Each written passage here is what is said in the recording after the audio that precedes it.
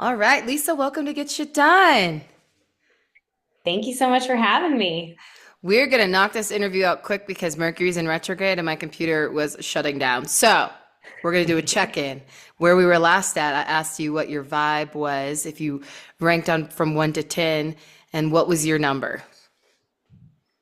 So, if you really knew me right now, you would know I am below the line. I'm a two Okay, why a 2? because I am in possibly the most exciting and also devastating moment of my business career where we are expected to grow 100% this year, Wow, which is that's amazing insane. and what every founder dreams of.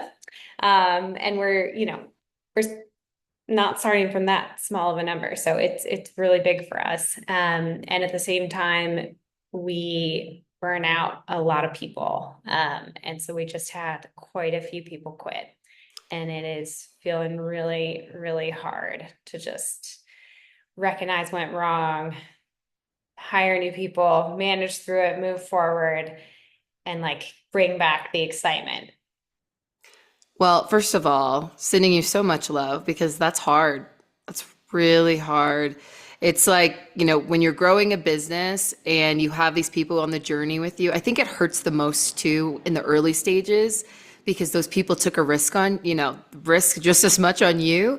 And so when they're burnt out, I'm sure that hurts a lot. That hurts a lot. So thank you Yeah. for sharing that. So let's go to inner child, little Lisa. Let's do a little more joy here. Let's take it back. I love to give context. So when you were younger, is this the path you thought you would take, or what was little Lisa thinking she was going to be when she got to this age? Little Lisa was a baby boss who just wanted to take charge of whatever I could. So whether that was starting a recycling program competition at my high school, or when I was little, like organizing a dog walking club, or, the lemonade stands. I don't think I knew that I would be running a business, and certainly not a superfood Moringa business, but I think I knew that I wanted to be doing work that gave me purpose, and I liked leading. I love that. So what were you doing professionally then before you got to Kuli Kuli? Yeah, so I started this company after working with this superfood Moringa and the Peace Corps. And the very, very quick background is I was a Peace Corps volunteer in Niger, West Africa. I'm a vegetarian. I felt like I wasn't getting the right nutrients. Like I was eating just kind of like carbs, and it was a diet that left me feeling like really just tired and weak all the time. And so some women in my village they like picked these leaves off a tree and mixed them into this local snack called Kuli Kuli and said, eat this Kuli Kuli moringa, it'll make you feel better. And I was like, what is this? Like tree leaves? I don't understand. But I trusted these women and, would have taken anything at that point to feel better. So I did, and it totally transformed my health. And I started, I was 23 and I was like, what can I do to bring this superfood to the world? And how can I do it in partnership with small farmers like the women I was working with in West Africa? So that has been the 12-year journey that has brought me to where I am now. That is incredible. And it's interesting. In New York, when I first got to New York, I was what I call veganish. I just wouldn't give up eggs, but everything else I did.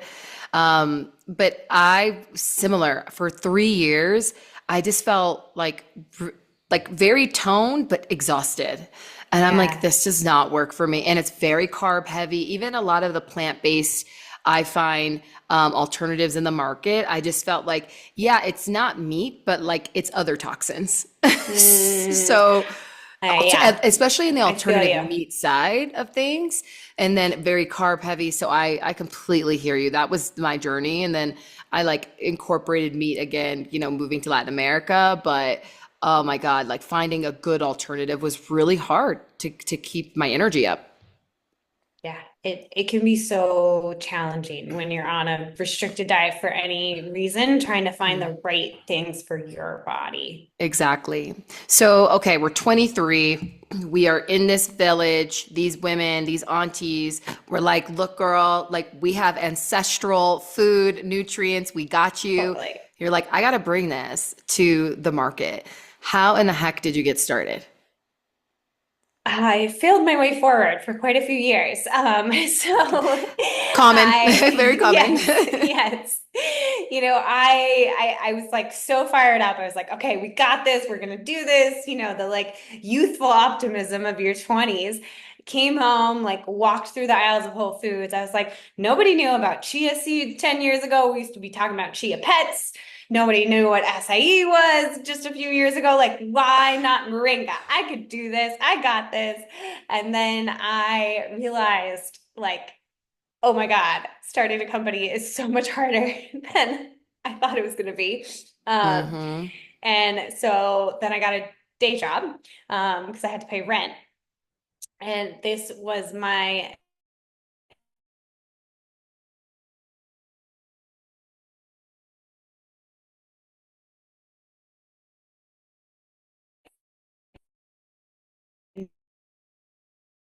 nights, weekends, I try, and then, how do I get it into grocery stores? So it was a lot of learning and a lot of like trial and error. Mm. And for your space, tech companies it's much easier today to start up a business on a computer, right? But CPG, I have just another level, like any hardware CPG, another level of respect for founders like you because there's just so much more red tape to get started and to grow. Like I'm on the board Yeah. of a mezcal company, and oh my God, Mm. the just the way you have to go to market and all the regulations and things like that. It's insane. So I love this. So we fail our way forward. What was the inflection point you find? Like what year do you find that you all started finding your footing? Yeah. So I think to me, it was less of like a clear inflection and more like a what are the little milestones along the way that make me think this is possible? Mm, So the way we started was like initially farmers markets testing and learning of like, will people buy this? Will they buy a product made with Moringa? We were trying initially to replicate that Kuli Kuli snack. We kind of changed it a little bit into like a bar. Um, and we got a lot of good feedback. Like people were really interested in this idea, they were interested in this product. And so that was like, okay, we've got something here. Then it was, can we crowdfund our first production run? Like, will people put money behind this? And we had at the time the most successful food campaign that Indiegogo had ever had, raised it's amazing. $53,000 from 800 people. That was amazing. It was so cool. And so then I was like, okay, I guess we're doing this. Guess I can quit my day job. And then I think from there, like taking all that data from the farmers markets, because we'd been surveying customers, we'd been asking them, what do they like? What do they not like? Collecting demographic data, combining that with like, we have all this momentum online, taking that to Whole Foods and saying like, look, we think that we have the perfect product for your target customer. And them saying yes. That was definitely an inflection moment and a huge milestone for us getting into Whole Foods Northern California. Wow. And then I started to hit the fundraising train hard because Yes. launching into retail is no joke. Ooh, that's what I'm telling you, CPG founders, I have just a different level of respect. It is just, there's just so many barriers to entry. So there's a couple of things I want to break down here. The first is, we won't break this part down, but I like to call this out for founders. I think we, in the last 10 to 15 years, the startup ecosystem has been so obsessed with fundraising that I Yeah. think we discount the fact that even founders who do fundraise like you've raised a substantial amount of money, they are they have to be the self funders first for them to attract that capital. So you Yeah. having a job, like many founders in our communities, like to veer off of full time, they are their investor through their 401k, through their job, Totally. and there's nothing Totally. wrong with that. But I want to go back to the different funding mechanisms because one of the things that I find really fascinating about how you've gone to market is the diversification of the different funding you've gotten. So you said you Yep. started with, crowdfunding, you've done VC, you've done angels, you've done family offices. I want to get to each of those different parts, but let's go back to crowdfunding. What year did you launch that campaign?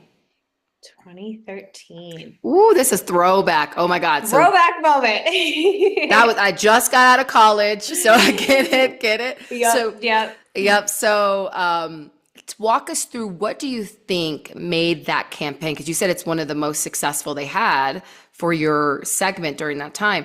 What do you think made it so successful? Because I find a lot of Yeah. founders, there's just a lot of missed, like there. I feel like crowdfunding just still doesn't seem very attainable. So, what are the main things you did that worked well in your opinion? Think and I kind of think there's a broader lesson that I've just like learned the hard way over the years is like initially I came into it being like, great, I throw up a campaign and everybody comes and gives me money. And I did not come into it with that. I was like, okay, that's not going to happen. That this is not going to be easy. This is going to be really freaking hard. And I have to like really plan this out. Like we have to have like an excellent video. We like got a friend pro bono to help us out, make a cool video, like excellent graphics. We found a graphic designer. We like sweet talked her in to help us. And then we needed like a really clear campaign plan where we were going, first to like our friends and family, like ahead of time to like seed it and make sure that we had people like, 5 a.m. that morning, like putting in money, putting in, getting stuff going. And then we also really worked hard to make sure that we had like beyond just the Moringa bars, which was, what we were crowdfunding for, to have like unique experiences that we threw in there, like a chef dinner and like, name our next bar, like formulate our next bar flavor, like kind of fun things at higher levels that people got excited about. And it really, it worked. It worked in a way that I was like Mm. so nervous it wouldn't. But it started to take on a life of its own. A lot of what I'm hearing and still translates today, because that was like over 10 years ago, is like timing, right? Timing and planning. Because I think people put up campaigns and they're like, okay, people are like, no, there's no build and never come. Like there's just so much noise. So Yeah. then you raised around, you said 53,000, correct? For that? So Yeah. then when did we start? Because to date you've raised around 11 million and it's a diversification of capital. When did you start taking on different types of funding? And what was that journey like for each type? Yeah. Yeah. And I will say we've raised 11 million VC money. We've raised a couple hundred K grants and we've raised Hmm. about 3 million debt. So Well, I have raised every you're form out you can think here. of. Love it. Love it. Out here for sure. So I mean, transparently came into this from the Peace Corps, had $2,000 in my bank account. Like the money from that Indiegogo campaign, all of it went into manufacturing. And I was like, if I'm quitting my day job, I'm gonna need something to pay my rent. So I immediately started applying for like tons of like small grants. And then at the same time, I went to every pitch event I could find. Like anyone who would let me get on a stage or, in a networking room with like high net worth individuals, like I was there. I made it my job was like find events and go every single night. Um, and really I was starting, with no network. I had never even worked at a food business, let alone like started one. So really was just trying to hustle hard and like make connections and tried to push myself. I think sometimes female founders in particular, like don't want to come in and brag or like, be showy at all. And I really tried to push myself to be like, hey, we've got all this momentum. We've seen, like, we've done this consumer research. We've got Whole Foods interested. We've got, all this like momentum online. We've got these press articles and tried to just like brag more. And I think Yes. it really helped get people excited when otherwise they would have been like, what is a superfood I've never heard of? You're like sourcing this from women in Africa. Who are you? Some 20-year-old to do this? Like what? So it I think helped people understand. Okay, so this is the thing, and why Get Shit Done exist in terms of having optionality and how you scale. What I heard you say is, that Indiegogo campaign was really essential to help you get the manufacturing so you can get some traction. And what I love that you said is once you went to the other type of financing, VCs, so on and so forth, is that you were bragging about your traction. We are in Totally. these number of Totally. stores. We have this much money, da da da. And I think because there's such a hyper fixation on pitching and funding that when people just have an idea, they're just like, well, yeah, you should want to invest in my idea, but cash creates cash. The Yeah. best position you can be in, especially with the bank, you raise 3 million in debt. Like if you go to a bank, banks aren't giving the idea money at No. all. It's too risky. What they actually give, PPP was like this. PPP distribution of those loans was based off of how much cash you actually were generating. And Mm. how much you could get was based off of that. So I would like to go back to the traction you built now because this is key. Founders are like, what are the pitching strategies? The pitching strategy is if you have traction, if you got numbers, investors are giving you money. They are going Yeah. give, they're like, Yeah. let me just give you my cash. So you got into Whole Foods. I want to break this down because for CPG, that is major. Getting into a retailer, because today you're in 11,000 stores across, not just, I'm guessing not just Whole Foods, but Whole Foods, Walmart, she Target, everywhere. They Kroger. out here. We love this. So I want to break down what was it like getting into that first one? Because you get the first one, it's easier, a little easier to get the others because you can dangle it. How in the heck did we get Whole Foods to say yes? Yeah. So, and I love the reframe. I just want to like emphasize how smart I think that is because I often founders will come to me and be like, I need to fundraise, I need to fundraise. And I'm like, what can you do with no money to ensure that you can actually be able to raise? Oop, period. We love it. We love it. Okay. And this is not just coming from Alex, because OG listeners have heard me say this. Lisa is validating it for someone who's raised a crap ton of money. Okay, so Yes. Whole Yes. Foods. Whole So Whole Foods. Foods. So Whole Foods was something, gold star of the industry, like really we were going after them hard. We found at the time they had a forager program. And so I got in touch, through that program, got in touch with the forager, kind of gave this little like song and dance pitch to him of like really cool new superfood. You guys don't have anything like it. We've got all this survey data. We've like, look, our customer who's like coming to this farmer's market and saying like, yes, I want these Moringa superfood bars is your customer. And like, look at our conversion rate. We're getting about 20% of the people who try this are buying it. Like, we will fly off your shelves. And he liked it enough that he helped me get a meeting with a Northern California buyer, which And was and great. who was this guy? So this guy is a forager. So it's What does kind of that a mean? role, it's a role that still exists to this day within Whole Foods where they're out there looking for like new and interesting innovations, and specifically focused on kind of like local small food companies. And if someone's listening and they're like, okay, forager, how do I find them? Yeah. So they still exist today. I would say look online, wholefoodsmarket.com. And then I sometimes think it's also helpful, like ask in a store, like, hey, team member who works here, like, do you know, is there a local forager? What's the best way for me to reach him and her or her, um, and yeah, find the gatekeeper. Okay, so we found that gatekeeper. I love the positioning, and I want to go back to this. You were like, you all, it's not just this is a great superfood because Whole Foods has lots of options, right? And grocery in general, it's like there's just variations of very similar things. You're saying, oh, our differentiators, like you don't have something like this. So you're not just pitching, we have a great product. You're saying, no, I'm going to help you do your job better because as a forager, you're supposed to find new innovations to bring into the store. And I always tell founders this, like if it's trying to get someone to write a PR thing on your business, if it's getting into a store, whatever, how can you help that person do their job? And I feel like you did that. So Forager Yeah. said, great, let me connect you with a buyer. So he's the gatekeeper. How did that go with the buyer?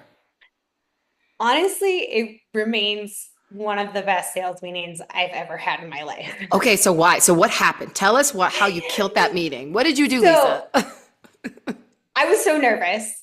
Like we were like in a commercial kitchen, like making bars by hand, like slapping labels on it. Like we had not done the manufacturing yet, run yet. Like this was not professional grade. And so we like practiced our pitch. We did all these things and we like walk in and honestly, I hate to say it, but we got kind of lucky. Was familiar with Moringa, which at the Wow. time, like nobody was. And she was like, oh, yeah, I saw this on Dr. Oz. And like, we do need some Moringa products in our stores. Like, I'm interested.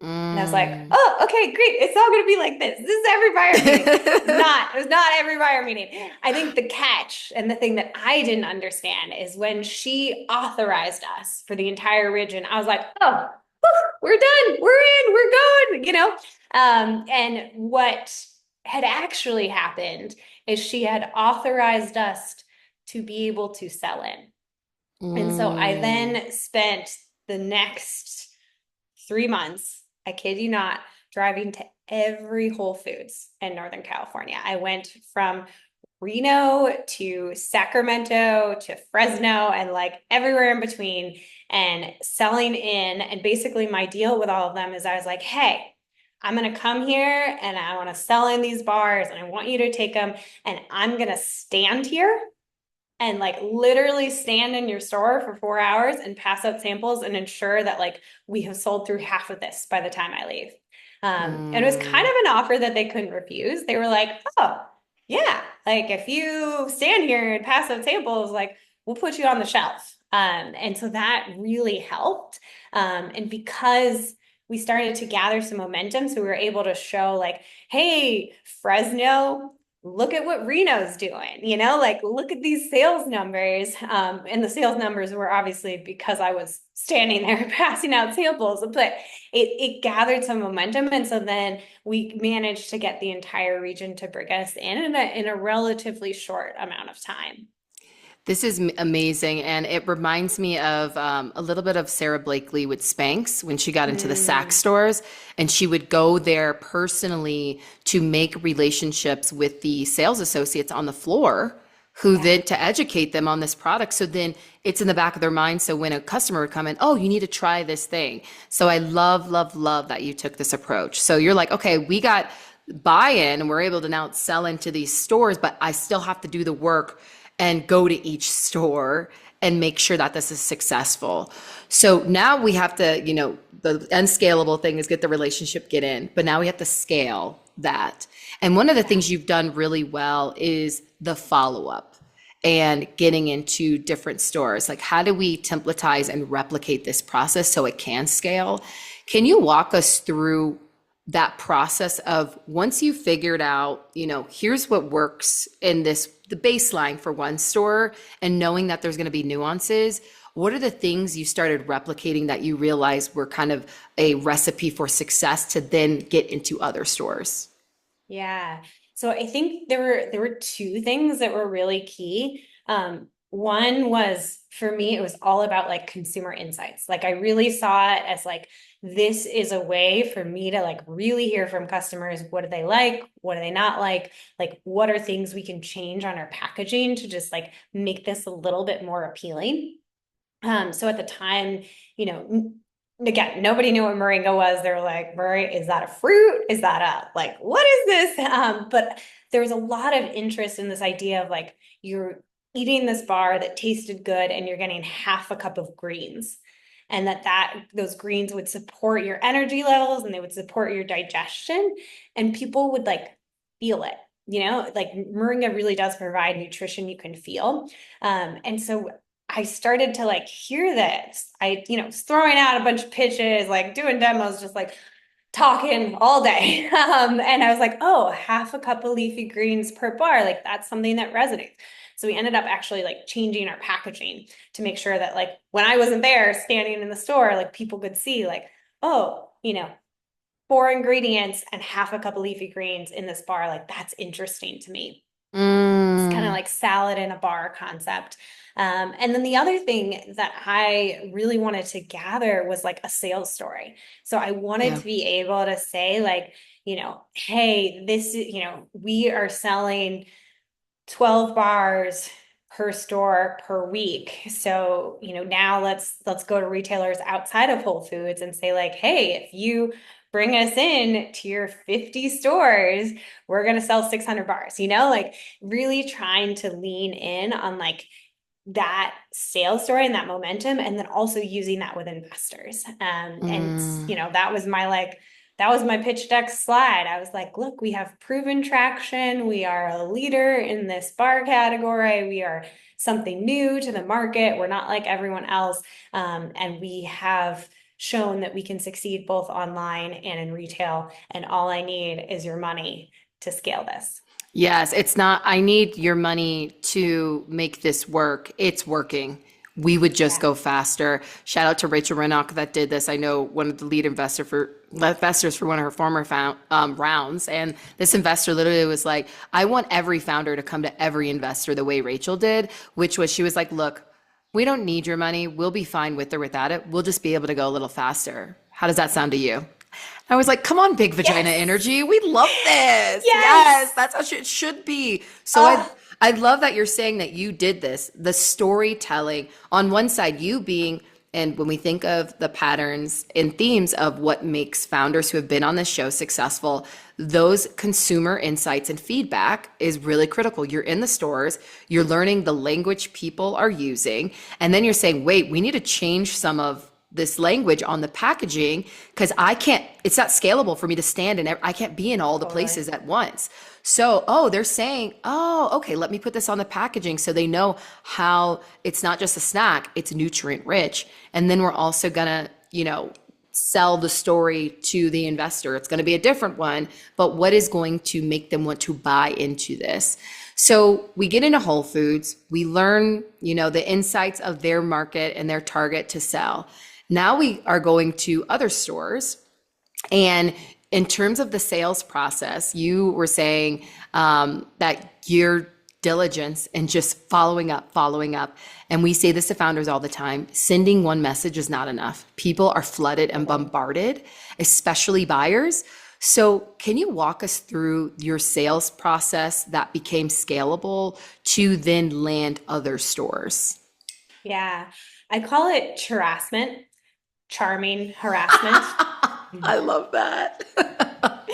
because I'm always seeking to find very polite ways to just ping again, you know? And so part of what I was trying to do is really like my whole job was like pinging buyers, pinging investors, and trying to find other nuggets of momentum to ping them with. So whether it's like, hey, we just hit this huge momentum of like we sold $100,000. It's like, oh, we sold $1 million. Or it's like, we got this PR article, we got this thing. Oh my gosh, look at this impact we're having on these women in West Africa. Look at this cool photo. Like just trying to find little nuggets to continue to follow up. And I tracked this stuff ruthlessly. To this day, I have a spreadsheet of about 400 what I call future investors. And these are people who have told me no for whatever reason. Like, no, don't want to invest in you, but like keep in touch. And I think a lot of people say keep in touch, and most people don't. And my best example of this working really well was when we did our Series B. And there was this investor who I'd literally been sending quarterly updates to for probably 4 years. He had never responded to a single update. And because he had told me, he was like, I'm a tech investor. I don't really do food, but like, I like you. You seem interesting. Let's keep in touch. And I was like, great. You're getting an update every quarter. So we go to do our Series B, and he sends me a one-line email. He's like, I'm interested. I could probably do a couple million. Call me. And I'm like, what? Yes. Yes. I call him, and he literally tells me, he's like, I'm a tech investor. I don't do food, but like this level of persistence is amazing, and I want to invest in you. Oh my God, Lisa, I'm like panties wet because this is it makes me so joyful because I think sometimes there's so much startup advice that like it is overwhelming and we're tinkering that it's the relationship stuff and especially as women like we don't want to seem pushy or bossy because of the bullshit socialization we've gotten. But yes, like these updates, like literally, I forget who said this on the podcast. It is, if it's not a no, it's at some point. Not yet. Not Not yet. yet. It's a not It's yet. always not yet. Yeah. Oh, Yeah. and Crystal Foot said sometimes it's a no and then it becomes a yes later. So until they tell me to back off and never talk to me again, right? Just keep literally reaching out. We have all of the founders in our community who are fundraising. We have a template that we send out and have them send to investors when you're later on, I would say quarterly's fine. We did monthly in my last business, monthly, similar to what you were saying. Yeah. It was not just our investors, it was people with proximity to investors, people who had said, oh, not right now, or I don't know. And there'd be people a year later, 2 years later, because they're following our journey and we're establishing that trust and that relationship with them, that they were just like, yes, I want to put it, random people where you're like, where did you come from? I haven't heard from you in Totally. forever. Totally. Yeah. I mean, this guy gave me $2 million. Hadn't responded to an email for 3 years. For and that is the beauty. Oh, I love this. Okay, this is so exciting. So we have this funding. We have different types of, funding mechanisms, but a lot of it is coming through the momentum you're getting and traction in stores. So something else I found interesting about your model and how you're running your business. You said that each of your team members generates 1 million in revenues. How in the hell? And walk us through this process. How are you making everyone this incredibly, I don't like to use the word productive, but incredibly goal oriented and aligned with the business outcomes? Yeah. Yeah. It's a really interesting moment for you to be asking me this question because I entered into this conversation Yep. That's telling you how. that I had burnt a lot of people out.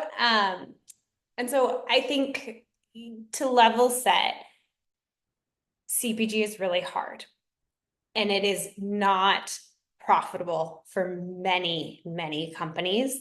And we made a calculation that in order to do what we do, which is sourcing really high quality, impactful superfoods from small farmers, paying above market prices for those and selling them in very expensive retailers like Whole Foods, we had to be at about $1 million per head, $1 million in revenue per head to be profitable. We hit that last year. We also burn out half our team in the process. So we are now really reflecting on what can we automate, delegate, and also hire. And I think we are in it's a really interesting moment, right? AI is insane. I think the things that we can do today with AI are only really scratching the surface of what we'll be able to do a year from now. So we're trying to really lean in there, lean in on automation, lean in on all these people, on my team who are making six figures. I don't want them doing routine work. I don't want them doing stupid stuff. No admin. We want them to be strategic and like, yeah, sure, they're gonna have to do, some things that maybe aren't as like strategic and thoughtful, but I want as few of those things on their plate as I possibly can. And so we're really big on like outsource, automate, delegate. Um, Mm, and that is, I'm still figuring it out. I that's I fair. don't have the answers. I think I have like not done it to the extent that I should have. And honestly, like where I'm standing today, we had a wake up call of like we were pushing too hard and Yeah. we need to hire some more. And we also realized like, oh, the people that left, like when we really dig into their jobs and like really got into like what were some of the things that were like taking so much of their time, we're like, oh, there was some stuff we didn't know about that we could do a much better job of like automating and simplifying and like let's like break everyone's role down and like figure out what is the stuff that like that adds 2% value but takes like 30% of their time. Yeah. I do want to give you your flowers here because I know that's super hard when you're losing people and you're like, wow, I'm a part of why that happened. Yeah. Because when you're scaling a company, the human-centered element of it, sometimes it's our intentions are not to diminish that because we truly care about our people. But sometimes because you're like, this is a business and it needs to run, I think the intention and the focus of this is a business. So to be in this business, I think of Liz Elting, where she bootstrapped a business to a billion.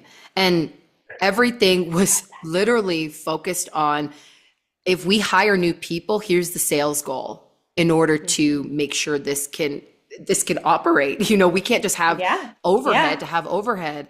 And I love the other piece of like now we're reflecting. Okay, let's not make the same mistakes and let's move forward. And still, we need to have goals in place, but let's just make it more human centered so we can be successful in a way that is enjoyable for everyone involved because you want them to enjoy growing with the company. So I'm Yeah. giving you your flowers for that because that's a really hard thing because a lot of companies fail because they don't generate cash. You have a company that's to reach 100% growth, yet now you're saying to move forward, let's course correct and still focus on growth that is sustainable. So I really love that. And for your, in terms of a CPG company being successful, you've done press really well. Would you say are some of the key things you've done well to attract PR to the business? Yeah. I think it goes back to what we were kind of talking about before on like coming to buyers and coming to investors with the silver platter.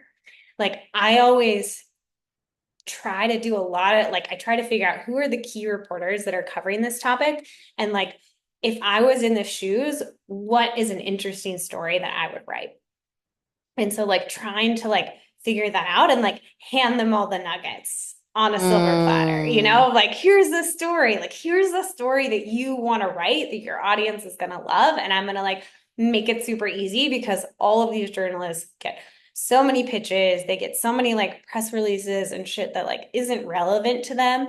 And so my goal is always to have like a paragraph, maybe two email that just like really like I've seen you writing about AI and TikTok. I want to tell you about this wild thing that happened with Moringa and how it's this broader trend of like the Maha movement gone wild on TikTok.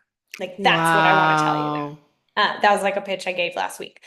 So I think there's like just finding kind of the interesting nuggets and trying to put yourself in the other person's shoes of like, how can I make their life? I kind of make it so easy for them to say yes that they're never going to say no. Oh, I love this. And it reminds me of Fawn Weaver at Uncle Nearest. Again, billion-dollar valuation, bootstrapped. And she got, 98% earned media through this approach. And similar, my last company, we had no money earlier to buy or pay for PR. So what we would do is I would establish relationships with these journalists, and an advisor gave me the best advice. And I think this is in sales in general, investors, BD, is that she was like, no one gives a fuck about your idea and how great you think it is. Can you help them do their job well? And I would actually say this goes back to the buyers and the foragers. How are you helping them do their job well? It's not, I have Yes. this great idea. Okay, great. I'm going to write a piece. My job is to write pieces. So how does this reflect back to what you said? I was like, where are you going with this, Lisa? Where you were like, it's AI trend. And now I want to, in TikTok, I want to tell you how this comes back to Meringue. Like that is amazing. You tied it back to their job and you basically outlined, here's your next piece. So love this framework. It works. And, finally, we do this podcast because we want to redefine what success in business looks like. Everyone's path is so unique and that is important. And how you decide to grow your business should be in alignment with what brings you joy and what your vision of success looks like. So when you think about this business and you look out and you're like, if we could get this business to this place, that is what success looks like to me. What would that be for you? Success to me is being a part of changing the food system for the better.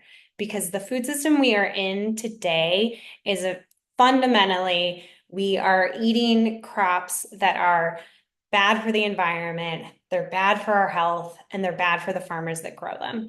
And so, how do we be a small piece of this puzzle of moving towards climate smart, community grown crops that are amazing for the environment? They're amazing for the small farmers growing them, and they feel amazing in your body. And that's what I want to create. Mm, I love that. I love that. So if you think about where you're at today, and for the folks listening to you, how can they be supporting you in getting to that vision? So you vote with your dollar, and Period. I'm just gonna still go hard on the like. If you're interested, like check us out. KuliKuliFoods.com, KuliKuliFoods. We are all over Amazon. It is very primable. We are in your local Whole Foods, your local Walmart. We're in, so many stores. We're launching in Target next month.